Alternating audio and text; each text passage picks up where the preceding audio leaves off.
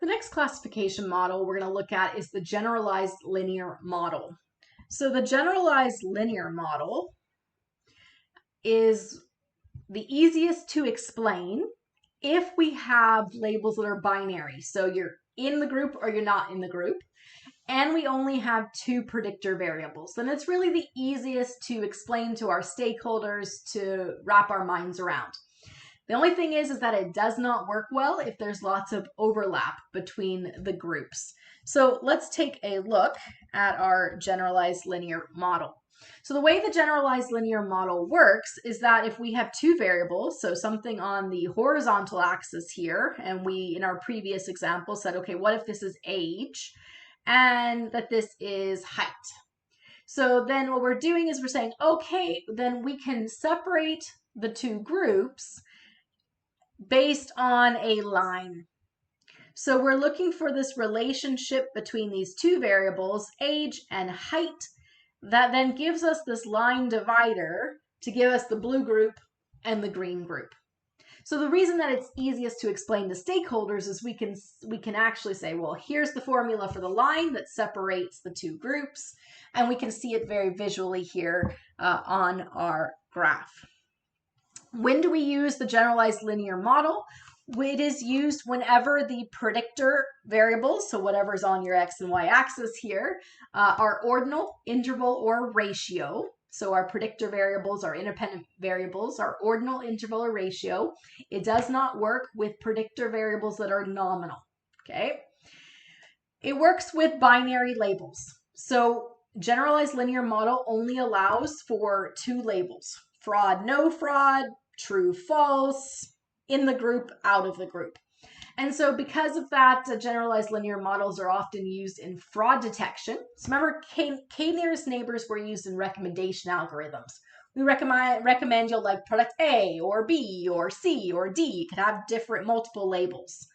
With generalized linear model, we can only have binary, one or the other. And so it allows us to do things like identify fraud, because either fraud or no fraud.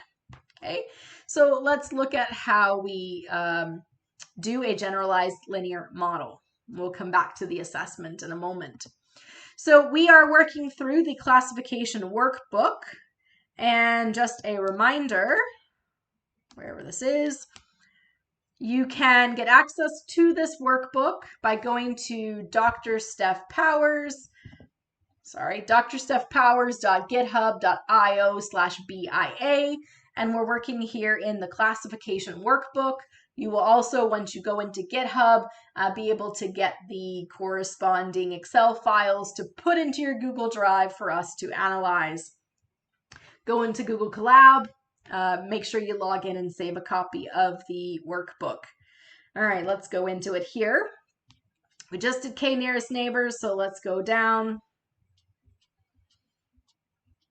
We already looked at that in our last video. So let's look at generalized linear model with ordinal predictors. So to do our generalized linear model with ordinal predictors, we're going to need logistic regression from sklearn.linear model.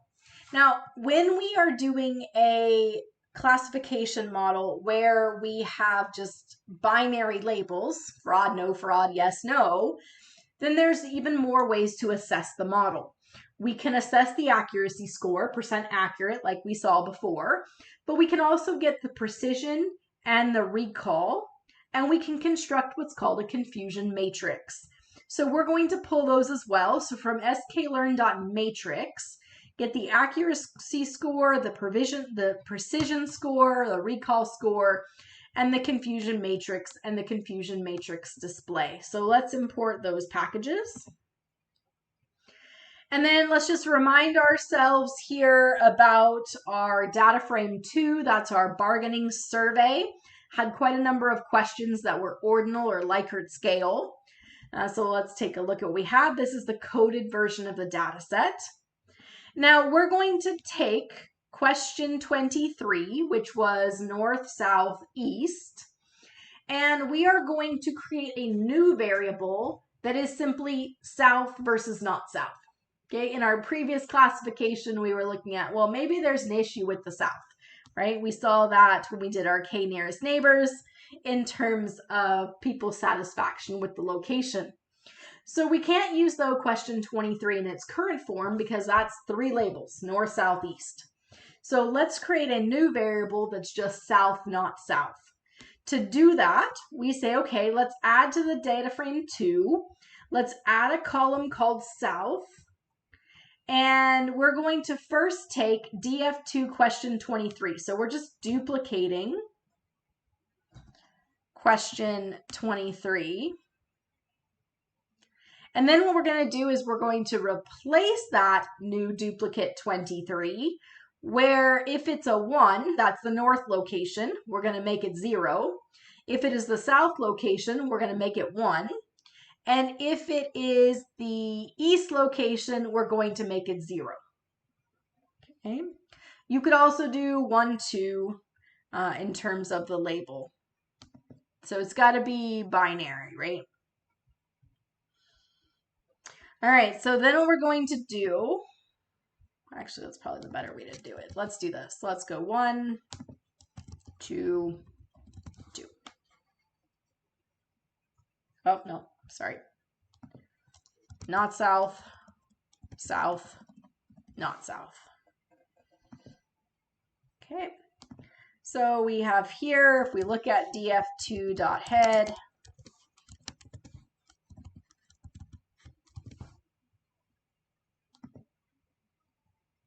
we can see that we have south here. Oh, why do I have all these zeros? Question 23. df2 south is question 23. And if it's 1, we make it a 2. If it's 2, we make it a 1. And if it's 3, we make it a 2. So let me just run this again. Hang on 1 second here. Okay. Let's start with df2 in its original form.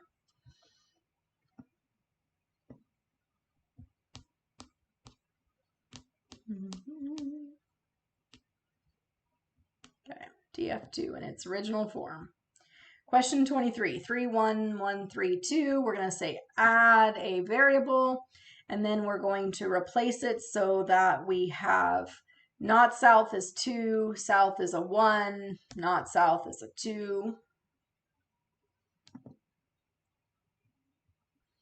Okay, and then we look at our new one. There we go. Okay, 1, 2. All right, so now what we're going to do is we are going to train, and we are going to, I have to change this test here because I made it on a 1-0 scale. We try to avoid zeros, right? Because we would rather not be confused between zeros and NAs, although we can see the NAs are separately coded here. Okay, so what we have is that we are going to take question 15 and 18. So just to recall, question 15 was about satisfaction with the location where you work. And question 18 was, do you agree that your workplace is safe? So we're using these 2 variables again, ordinal variables, to predict our campus location. The difference between this and the K&N one we just did was that we're just doing south or not south. Okay, all right. So let's train on 15 and 18. Again, we need to format it. So that's the 2 numpy part here. And then we had the data we withheld. This is the same data we withheld in the previous model.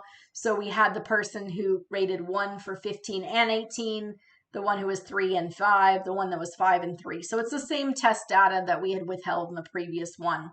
The difference here is we're going to do a generalized linear model with logistic regression. So we're going to define the model, and then what we're going to do is we're going to train the model. So we're going to train it by fitting the model on the training data, so question 15 and 18, and then we have our label here of south. Okay. Then we're going to predict. This is where it's not. Yeah. So this is what we're going to predict here, the values. So it had to be binary. We're going to predict the values of the test data. So this person who rated both their satisfaction with the location, and their feeling of being safe as low. They've been identified here as group 1. And then the rest of them have been identified here as group 2. So remember when we coded this here, we said that the 1 was the south location and everybody else was 2. And so to test that, this should actually be to change this. This is south, south, not south, not south, not south. All right. And so when we run that test, we can already see that we get that they're the same. And so the accuracy in this particular case is 100%. Now, we can do other ways to assess the model. So we can create what is called a confusion matrix. A confusion matrix comes from taking our test data and our predicted data, and we're going to give it a name. We'll call it CM here. And you could just call the results and you get this little array. But let's actually put it into what is called a confusion matrix display. And the confusion matrix display is going to pull that array. So this part here equals CM is just matching this. And then you can display labels, GLM.classes. It's pulling that from the generalized linear model here. So if you have this set of code and this set of code, you can just leave them as is and run them. And then the last thing to do is display the plot. So what this confusion matrix shows you is the true labels and the predicted labels. So here, this is south and not south, and the predicted label south and not south. So what we had here in our true data was that we had one person who was from the south, and they were correctly identified because they were predicted to be from the south and they were from the south. And then we had 3 other people in our original test here who were not south. That was the true. They were not south, and they were predicted to not be the south. So you see there's 0 here and 0 here. So we had 100% accurate because it identified the true label and it said no to the ones that were not south. So it correctly identified all 4 locations. So we can find then what is called precision and recall from the confusion matrix, or we can simply have it output them directly. What does that mean? Well, we need to know the difference between true positives, false positives, true negatives, and false negatives. So if something is actually true and we predict it's true, then it's a true positive. If something is actually false, so not south, and we predict it's not south, then it's a true negative. But if we say that it is not the south, okay, but if it's, one more time, if it is the south, so oh my goodness, okay, if it is actually not the south, okay, it's false. Okay, so it's not the south, it's false, but we predict it to be the south, then we have a false positive. If we say that it is the south, so it's true, so if it's actually the south, but we say that it's not the south, it is a false negative. So when we are looking at a model where it's binary labels, we can identify the false positives, so it's actually false, but we predict it to be true. So we say it's the south when it actually is not. Or where we have a false negative, where it is actually the south, but we predict that it's not. So we want to compare those false positives and false negatives. Precision looks at what percentage of the predicted true were actually true. So it takes those true positive and divides it by the true positive plus the false positive. So what percentage of the ones that we predicted to be true were actually true? In comparison, we have recall. Recall is what percentage of the actually true were predicted to be true. So it's taking the true positive here and dividing it by the true positive plus the false negative. So these are the ones that are actually true. This is that we had it predicted to be true. So recall is what percentage of the actually true were predicted to be true, and the precision is what percentage of the predicted true were actually true. So we want to look at that trade-off between precision and recall. So here, because everything was accurately identified, both our precision and our recall were 100%.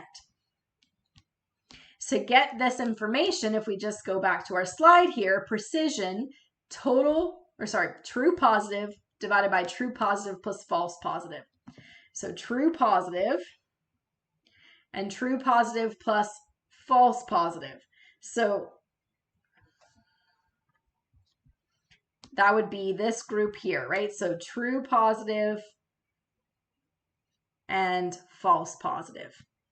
So we're adding up this column here, and here this is all was in the right spot. If we're looking at our recall, true positive divided by true positive plus false negative.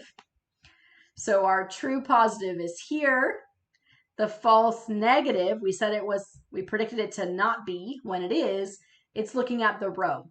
So when you're looking at recall, you're looking at this row here. When you're looking at precision, you're looking at this column here to see how they are distributed this way versus how they're distributed that way. In a perfect world, we can identify all of them correctly, in which case you have 0 here and 0 here. We have 100% accuracy, 100% precision, and 100% recall. But often when you are not 100% accurate, there's trade-off in the model in terms of, are you trying to get this to be more accurate, or are you trying to get that to be more accurate? Okay. All right, so let's practice one. Practice creating a generalized linear model, this with interval or ratio data. So if we're looking at question 12 in the customer relationship management database, we have question 12 here, which if we go back to this one, question 12 said, what is the customer sentiment, positive, neutral, or negative? So let us turn that into a binary variable. And so if we look at it here, we can let's look at positive. Okay, and you can do it on a 0-1 scale, or you can say, you know what, let's focus on positive. Everything else is negative, neutral. So you can do 0-1, you can do 1-2, but it's simply got to be only 2 options. So then what I want you to do is use question 7 and question 8. So question 7 and question 8, recall those are the percent listening in a minute and the words per minute. So can you create a generalized linear classification model to identify the positive relationships based on listening percentage and talking speed? So see if you can create a model, see how accurate it is. And then once you do that, can you find the precision, the recall, and create a confusion matrix? Pause the video, and then we'll give it a try.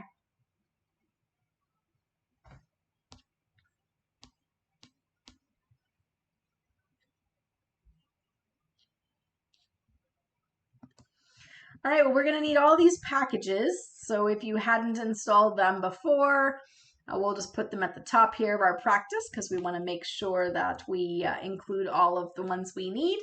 So we're going to use logistic regression for our GLM, and then the rest are to assess our model. As we said before, we're going to take question 12 from data frame 3, and we're going to convert it into a new column here, which is called positive. And to do that, we're going to have a new column called positive, which is just a mirror of what's in question 12. And then we're going to replace that with these new labels, and it's got to be binary. So if you want to do 0, 0, 1, we can do that, or you can do 2, 2, 1. Up to you. Our new data frame 3 looks like this.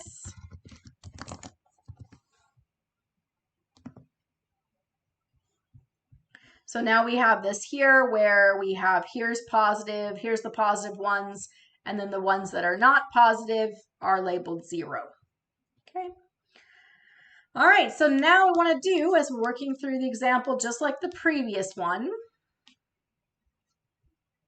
we want to create our training data, our testing data, and then we want to build our model.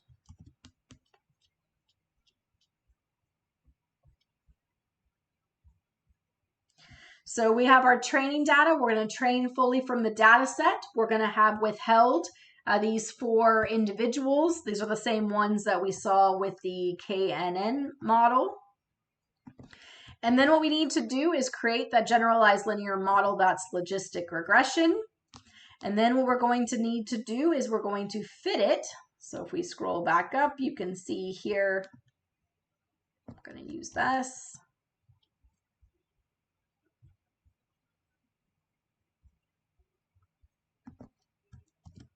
And this one is not south here. We're using the new one we created called positive. And we need to make sure that it is the data frame number 3 that we're using. And X train, we label that X train, so that's fine. Okay, so we define the model, we fit the model, and then the next step we have here is that we are going to need to then predict our values.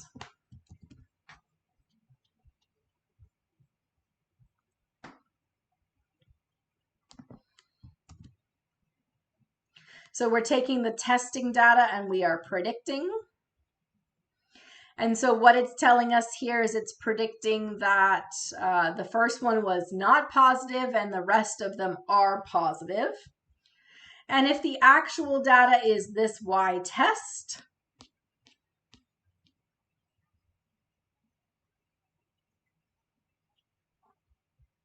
then what we can do is we can calculate the accuracy. In this case, it's easy to see because we only had 4. So we can already see right away that it looks like we have, 75% accuracy, which here we go. So the question becomes that one that is off, is that a false positive or a false negative? So we can create, a confusion matrix, and we can get it to display that fusion matrix. So I'm just going to copy those 3 rows here. Let's do this. Create our here. And then because we like visuals, we will actually go up and grab the display here.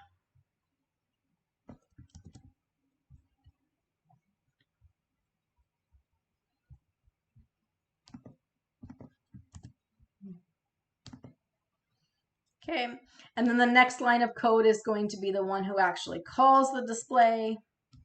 So it's just disp.plot will give us our graph. So I need to add a couple rows here of code.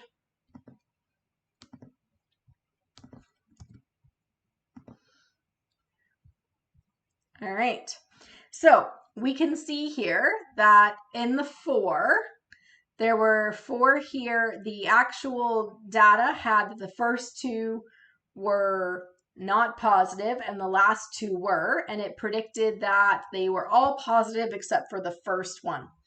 So what we can see here is in terms of the group that should be not positive, it truly was not positive, and we predicted it was not positive. There was 1. That was this first one here. We said not positive, predicted, not positive actually. Then what we have is we have 2 where they were predicted to be positive and were positive. And that was the last 2, right? These last 2 here, they were actually positive. We predicted them to be positive. So then we have that second one. That second one was predicted to be positive. So we can see that here. It was predicted to be 1, but it was actually 0. So it fills this spot right here. And so it was predicted to be positive, but it was actually not. It was predicted to be true, but it was actually not. So it is a false positive.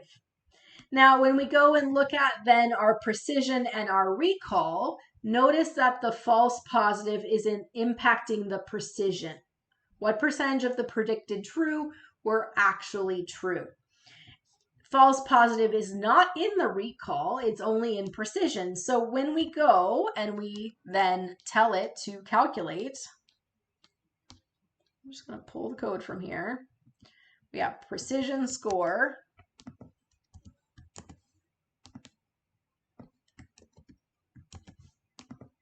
Let's do that to make it easier to copy the two. Okay. Go down.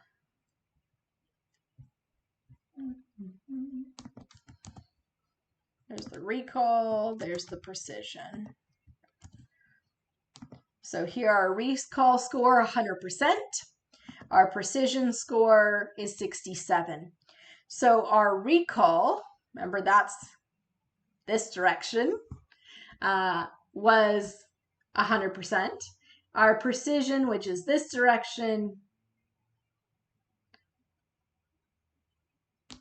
I don't know, it's zeros and ones. It trips me up because this is 0 and 1 and we were doing 1 for yes before. So we got to go the other way. We got to go here, this way, this 0, these true and predicted true, that way. And then we have to go this way. So you can see this way, you get this green here, you get that one that's wrong. So that's why it's 2/3, 2 out of 3. And the other one here, it's 100%. So that's why you should be consistent in terms of how you label it with these binary ones. Either just make 1 true and 0 false and always do that. If you're switching between, like I did, 1 for true and the previous 1 and 2 for false, then you get yourself tripped up as you're going through.